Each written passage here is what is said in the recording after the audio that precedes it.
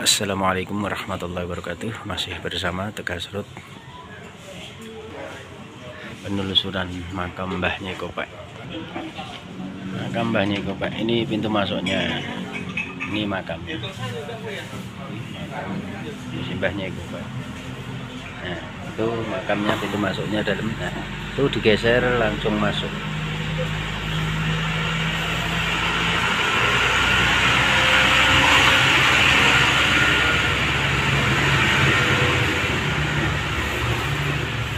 Ini sebelah itu musolanya, Langgar Nyai Kopek. Karena Mbah Nyai Kopek dulu penyebar agama Islam di Salatiga, Pancuran, Kabupaten Semarang. Itu pasarnya di depan pasar, Ini tempat wudhunya Langgar Nyai Kopek. Itu langgarnya, langgarnya si Mbah Nyai Kopek.